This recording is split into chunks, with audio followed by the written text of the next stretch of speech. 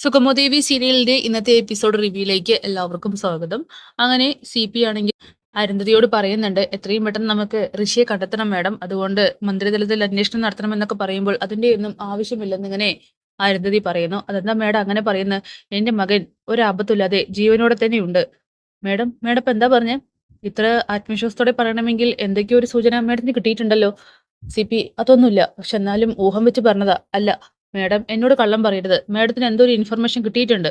ഈ സമയം അരുന്ധതി പറയാണ്, CPയോട് എനിക്ക് കള്ളം പറഞ്ഞ് പിടിച്ചു നിൽക്കാനായിട്ട് കഴിയില്ല. അതുകൊണ്ട് പറയാ, ഋഷി എന്നെ വിളിച്ചിരുന്നു. അവൻ ആരോഗ്യവാനായിട്ട് ഇരിക്കുന്നു. അവന് യാതൊരു പ്രശ്നവുമില്ല. എവിടെ മാഡം? എവിടെയാണെങ്കിലും നമുക്ക് അവനെ കണ്ടെത്താലോ. എവിടെയാണെന്ന് പറ. ഇവിടെ എവിടെയോ തൊട്ടടുത്ത് നമ്മുടെ അടുത്ത് അവനുണ്ട്.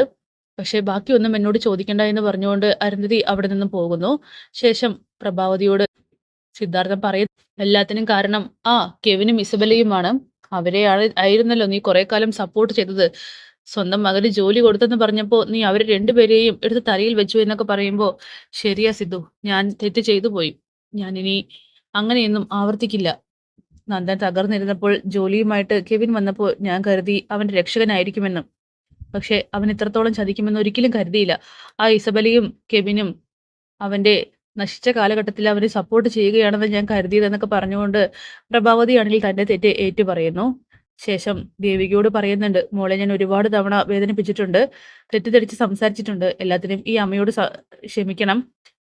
എനിക്ക് എന്റെ മോനെ കാണാത്തിന്റെ ആദിയിലാണ് അങ്ങനെയൊക്കെ പറഞ്ഞു പോയെന്ന് പറയുമ്പോൾ, അമ്മേ അറിയാം അമ്മേ, ഇനി അത് വീണ്ടും വീണ്ടും ആവർത്തിക്കേണ്ട. അമ്മയുടെ വിഷമവും സങ്കടവും ഒക്കെ തന്നെ എനിക്കറിയാലോ. എന്നേക്കാൾ കൂടുതൽ മറ്റാർക്കും അറിയാം. എന്നാലും ആ കെവിനെയും ഇസബലിയെയും എനിക്കിപ്പോ തന്നെ കാണണം. അവനിപ്പോ എസ്തപ്പാൻ ചേട്ടന്റെ വീട്ടിലാ. നമുക്ക് എത്രയും പെട്ടെന്ന് അവിടെ ചെന്ന് കാണാം. അവന്റെ മുഖത്ത് നോക്കി എനിക്ക് നാലെണ്ണം ചോദിക്കണം. എന്തിനാ എന്റെ നന്ദനോട് ഈ ക്രൂരത ചെയ്തതെന്ന് ചോദിക്കണം എന്നൊക്കെ പറയുമ്പോ, അമ്മേ സമാധാനത്തോടെ കുറച്ച് ക്ഷമിച്ചിരിക്കുക. അത്രമാത്രം അമ്മ ഞങ്ങൾക്ക് വേണ്ടി ചെയ്തു തന്നാൽ മതി. കാരണം ഇപ്പൊ ഒന്ന് എടുത്തു ചാടി ചെയ്താൽ ശരിയാവില്ല എന്നൊക്കെ പറയണം. മാത്രമല്ല നമ്മുടെ നന്ദുവിനെ ഇത്തരം കുടുക്കിൽ പെടുത്തിയ എല്ലാവരെയും എല്ലാത്തിനെയും അഴിയെണ്ണീക്കണം. ഞാനും ശാരികയും ശരിയായ പാതയിലൂടെയാണ് ഇപ്പൊ പോയിക്കൊണ്ടിരിക്കുന്നത്. ഞങ്ങളുടെ നാടകത്തിൽ എല്ലാവരും വീഴുന്നുമുണ്ട്. അവരെ നിയമത്തിന് മുന്നിൽ വിട്ടുകൊടുക്കുന്നതിന് മുമ്പായി തന്നെ നമ്മളെ ശിക്ഷിക്കണം. അവര് നമ്മുടെ കാൽക്കൽ വീണ് കരയണം എന്നൊക്കെ ഇങ്ങനെ ദേവിക പറയുന്നു. അങ്ങനെ പ്രഭാവതിയാണെങ്കിൽ തൽക്കാലം ഒന്ന് ശാന്തത പാലിക്കുകയാണ്. അങ്ങനെ കെവിനാവട്ടെ എസ്തപ്പാൻ ചേട്ടന്റെ വീടും പരിസരവും റൂമുകളൊക്കെ തന്നെ അരിച്ചു പെറുക്കുന്നുണ്ട്. ഇത് കണ്ടുകൊണ്ട് എസ്തപ്പാൻ അങ്ങോട്ട് വരികയാണ്. എസ്തപ്പാൻ നോക്കുന്നുണ്ട്, ശ്രദ്ധിക്കുന്നുണ്ട് എന്നുള്ള കാര്യം കെവിൻ അറിയുന്ന സമയത്ത് അവനാണെങ്കിൽ ആകെ പേടിച്ചു പോവുകയാണ്. ആ ചേട്ടൻ എത്തിയോ? ആ ഞാൻ എത്തി. എന്താ? കെവിൻ എല്ലാവരുടെയും ചുറ്റി നോക്കുകയാണോ? റൂമൊക്കെ പരിശോധിച്ചോ? അതെന്താ ചേട്ടാ അങ്ങനെ ചോദിച്ച്? ഞാൻ ഈ വീടൊക്കെ ഒന്ന് നോക്കിയായിരുന്നു. ആ വീട് കുറച്ച് കാലപ്പഴക്കമുള്ളതാ. പിന്നെ അറിയാലോ, ഞാനൊരു 8 കൊലപാതകം ചെയ്തിട്ടുണ്ട്. എല്ലാത്തിനെയും വെട്ടിക്കൊന്നതാണ്. അതുകൊണ്ട് തന്നെ എസ്തപ്പാന്റെ വീട്ടിൽ കയറിയിട്ട് പരിശോധിക്കാനുള്ള ധൈര്യമൊന്നും ഇതുവരെയും ആർക്കും ഉണ്ടായിട്ടില്ലെന്നൊക്കെ പറയുമ്പോ, ഇത് കേട്ടുകൊണ്ട് അവിടേക്ക് എലിയമ്മച്ചി വരുന്നുണ്ട്. ആ കെവിൻ മോൻ അറിയാത്തത് കൊണ്ടല്ലേ എസ്തപ്പാനെ, വിട്ടേക്ക്. പിന്നെ വെറുതെ പേടിപ്പെടുത്തണ്ട എന്നൊക്കെ ഇങ്ങനെ എലിയമ്മ പറയാണ്. ആ കഴിഞ്ഞ ദിവസേ ഒരുത്തൻ ആ ഋഷി അന്വേഷിച്ച് വന്നിരുന്നു. ഋഷി അന്വേഷിച്ചോ? ആ അതെ. എന്നിട്ട് ഞാൻ അവനെ അടിച്ച് പഞ്ചറാക്കി വിട്ടിട്ടുണ്ട്. ഇപ്പൊ ഹോസ്പിറ്റലിൽ അഡ്മിറ്റ് ആണ്. അല്ല, ഋഷിയെ കുറിച്ച് പറഞ്ഞപ്പോ എന്താ, കെവിൻ മോന് ഒരു കൃഷിയെക്കുറിച്ച് അറിയാമോ? കൃഷിയെക്കുറിച്ച് അന്വേഷിച്ച് വന്നതായിരിക്കും അല്ലേ? ഞാൻ ആദ്യം കരുതിയതേ ഋഷിയെയോ നന്ദനയെ കുറിച്ച് അന്വേഷിച്ച് വന്നതായിരിക്കുമെന്നാ. പിന്നെ ശാരികയെ കല്യാണം കഴിക്കാൻ പോകുന്ന പയ്യനാണെന്ന് അറിഞ്ഞപ്പോഴാ മനസ്സൊന്ന് തണുത്തത്. എന്തായാലും അങ്ങനെ വല്ല ആണെങ്കിൽ ഇപ്പോ കെവിൻ മോൻ ഇപ്പോ ചോര വാർന്നൂടെ കിടക്കുന്നുണ്ടാകുമെന്നൊക്കെ ഏലിയമ്മ പറയുമ്പോ, ചെറുക്കനെ പേടിപ്പിക്കല്ലേ, ചായ കുടിക്ക് കെവിനെ എന്ന് പറഞ്ഞുകൊണ്ട് എസ്തപ്പാനാണെങ്കിൽ കെവിനെ ഒന്ന് വിറപ്പിച്ച് വിടുകയാണ്. കെവിനാണെങ്കിൽ പേടിച്ച് പറിച്ച് ചായ കുടിക്കുന്നുണ്ട്. എന്തായാലും പല രഹസ്യങ്ങളും എസ്തപ്പാനും കൂട്ടരും അറിഞ്ഞു എന്നുള്ള സത്യം കെവിൻ മനസ്സിലാക്കി എടുക്കുകയാണ്.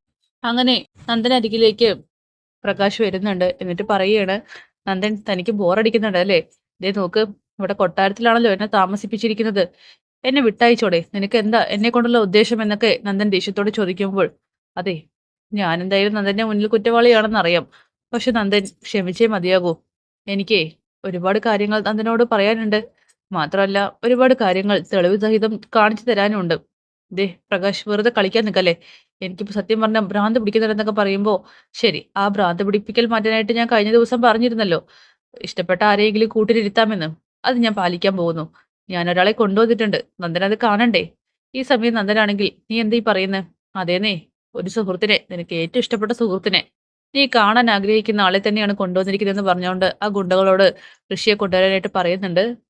തലയ്ക്ക് മുകളിലൂടെ കവർ കെട്ടിയിട്ടാണ് കൊണ്ടുവരുന്നത്. അങ്ങനെ ഋഷിയെ കാണുമ്പോൾ തന്നെ ഇത് ആരാണെന്ന് ഇങ്ങനെ ചോദിക്കുകയാണ്. ഒന്ന് വെയിറ്റ് ചെയ്യുന്ന നന്ദൻ. അങ്ങനെ ഋഷിയുടെ മുഖത്തെ ആ ഒരു കവർ എടുത്ത് മാറ്റാനായിട്ട് പ്രകാശ് പറയുമ്പോൾ നന്ദനാണെങ്കിൽ ആ കാഴ്ച കണ്ട് ആകെ ഷോക്കാവുന്നു.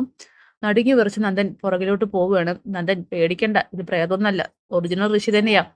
ഋഷിയെ മരിച്ചിട്ടില്ല. ഇതേ ഞാൻ നിനക്ക് വേണ്ടി കൊണ്ടുവന്ന നീ കൊന്നു കളഞ്ഞ ഋഷിയാണെന്നൊക്കെ പറഞ്ഞുകൊണ്ട് നന്ദനെ ആകെ ഭയപ്പെടുത്തുകയാണ്. നന്ദനാണെങ്കിൽ വിശ്വസിക്കാൻ പറ്റുന്നില്ല. ഋഷി, അതെ, ഋഷി തന്നെ. അങ്ങനെ നന്ദൻ ഋഷിയെ കൊന്ന കാര്യങ്ങളൊക്കെ തന്നെ ഓർത്തെടുക്കുന്നുണ്ട്. തുടർന്ന് ശാരികയാണെങ്കിൽ ദേവികയോട് ചോദിക്കുകയാണ്, കെവിനെ കുറിച്ച് മറ്റെന്തെങ്കിലും അറിവ് ലഭിച്ചോ? അവിടെ ചെന്നിട്ട് എസ്തപ്പാൻ ചേട്ടൻ എന്തു പറഞ്ഞു? അപ്പോ ഏലിയമ്മ വിളിച്ചത് തന്നെയാണ്. അതിനുശേഷം വിളിച്ചിട്ടില്ല. എന്തായാലും കെവിൻ അവിടെ വലിയ പരിശോധനയൊക്കെ നടത്തുന്നുണ്ടെന്ന് അറിയാൻ കഴിഞ്ഞത്. ചേച്ചി, അവനിട്ടൊരു പണി കൊടുക്കണ്ടേ? നമുക്ക് എത്രയും പെട്ടെന്ന് അങ്ങോട്ട് പോയാലോ? വേണ്ട ശരി, നീ എന്തായാലും വരണ്ട, പിന്നെ ഞാൻ പോയി അന്വേഷിച്ചോളാം. ചേച്ചി, അങ്ങനെ വിട്ടാ പറ്റില്ല. നമുക്കേ ഇപ്പൊ തന്നെ ഒരു പണി കൊടുത്തേ മതിയാകൂ. നീ എന്താ ഉദ്ദേശിക്കുന്നേ? അതെ ചേച്ചി, ഞാനിപ്പോ ഒരു കാര്യം പറയാം, അതുപോലെ ചെയ്യാമെന്ന് പറഞ്ഞോട് ശാരിയാണെങ്കിൽ അവിടെ നിന്ന് പോകുന്നു. അങ്ങനെ കെവിനെ കണ്ടയുടൻ നന്ദൻ ചോദിക്കുന്നുണ്ട്, ഞാൻ ഈ കാണുന്നത് സത്യമാണെന്ന് ചോദിക്കുമ്പോൾ പ്രകാശ് പറയാണ്, സത്യമാണെന്നേ, നടന്ന കാര്യങ്ങളൊക്കെ ഞാൻ പറഞ്ഞു തരാമെന്ന് പറഞ്ഞ് ഇസബല്ലയുടെയും കെവിന്റെയും ഋഷിയുടെയും അരുന്ധതിയുടെയും ഒക്കെ തന്നെ നശിച്ച പ്ലാനിങ്ങിനെ കുറിച്ച് പറയുന്നു. ഇത് കേട്ട് നന്ദനാണെങ്കിൽ തന്റെ രക്തം തിളയ്ക്കുന്നുണ്ട്. എടാ, നീ എന്റെ കുടുംബത്തിനെയും എന്നെയും വല്ലാതെ ബുദ്ധിമുട്ടിച്ചു. ഈ ക്രൂരത എന്തിനാടാ ചെയ്തത്? നിന്നെ കൊന്നു എന്ന് പറഞ്ഞ് ഞാൻ എത്രത്തോളം മാനസിക സംഘർഷം അനുഭവിച്ചു എന്ന് നിനക്ക് അറിയുമോ എന്നൊക്കെ ചോദിച്ചുകൊണ്ട് നന്ദനാണെങ്കിൽ ദേഷ്യപ്പെടുമ്പോ, അതേടാ, നിന്റെ അമ്മ എന്നെ കൊല്ലാൻ നോക്കിയത് എനിക്ക് കുഴപ്പമില്ല. ഞാൻ മരിച്ചെന്ന് പറഞ്ഞ് അഭിനയിച്ചതാണ് നിനക്ക് പ്രശ്നമായത്. നിന്നെ ഇനിയെ ഞാൻ കൊല്ലുവോടാ, വെറുതെ വിടില്ലടാ, നീ പുറത്തേക്കൊക്കെ ഒന്ന് ഇറങ്ങുന്ന പറഞ്ഞുകൊണ്ട് ഋഷിയാണെങ്കിൽ നന്ദന് നേരെ ചീറി പായുമ്പോ നന്ദനും ദേഷ്യം വരികയാണ്. എന്നാലും ഈ ക്രൂരത വേണ്ടായിരുന്നു. ഞാൻ നിന്നോട് പറഞ്ഞില്ലേ നിന്റെ കുടുംബത്തെ ഞാൻ നട്ടം തിരിക്കുമെന്ന്, അതുപോലെ തന്നെ ചെയ്തു എന്നൊക്കെ ഋഷി പറയുമ്പോ, എടാ, നിന്നെ ഞാൻ വെറുതെ വിടില്ല എന്ന് പറഞ്ഞുകൊണ്ട് പാഞ്ഞെടുക്കുകയാണ് ഋഷിക്ക് അരികിലേക്ക്. പക്ഷെ ആ ഗുണ്ടകളാണെങ്കിൽ രണ്ടുപേരെയും പിടിക്കുന്നുണ്ട്. ഈ സമയം പ്രകാശ് പറയണേ, അതെ, ഒന്ന് നിർത്ത്. ഇതേ എന്റെ കൊട്ടാരാണ്, അല്ലാതെ നിങ്ങളുടെ സ്ഥലമൊന്നല്ല. ഞാൻ പറയുന്നത് ഇവിടെ നടക്കൂ. ഞാനാണ് ഇവിടുത്തെ രാജാവ്, അത് മറക്കണ്ട. നിങ്ങൾ രണ്ടുപേരും എന്നെ ഒരു ശത്രുവായിട്ടാ കാണുന്നത്. കാരണം നന്ദനാണെങ്കിൽ മീരയെ കൊന്നു എന്ന് വിശ്വസിക്കുന്നത് കൊണ്ട് ഞാൻ ശത്രു, ഋഷിക്കാണെങ്കിൽ ഇപ്പൊ ഞാൻ പൊതുശത്രു. അതുപോലെ തന്നെ നിങ്ങൾ രണ്ടുപേരും ശത്രുക്കളാണ്. ഒരു ശത്രു സാമ്രാജ്യത്തിലാണ് നമ്മളെല്ലാം നിൽക്കുന്നത്. അതുകൊണ്ടേ നമുക്ക് ഓരോ കാര്യങ്ങളായിട്ട് പറഞ്ഞു പറഞ്ഞു തീർക്കാം. പക്ഷെ നിങ്ങൾ രണ്ടുപേരും ഇപ്പൊ പുറത്തേക്ക് പോണ്ട. അവിടെ നിങ്ങളെ കാത്ത് വലിയ വലിയ ശത്രുക്കൾ ഉണ്ടെന്ന് ഇങ്ങനെ പ്രകാശ് പറയുന്നു. എന്തായാലും ഞാൻ പറയുന്നത് അനുസരിച്ച് ഇവിടെ നിന്നാൽ മാത്രമേ നിങ്ങൾക്ക് കാര്യമുള്ളൂ. അതിൽ എനിക്കും കുറച്ച് നേട്ടമുണ്ടെന്ന് കരുതിക്കോ എന്നൊക്കെ പ്രകാശ് പറയുകയാണ്. എന്തായാലും ഋഷിയെ കണ്ട നടുക്കത്തിൽ തന്നെയാണ് നന്ദൻ. ഋഷി തിരിച്ചും. അപ്പൊ അതൊക്കെ കാണിച്ചുകൊണ്ടാണ് എപ്പിസോഡ് അവസാനിക്കുന്നത്. കാത്തിരിക്കുക നാളത്തെ കിടിലൻ എപ്പിസോഡ്. ഞാൻ ബൈ ബൈ.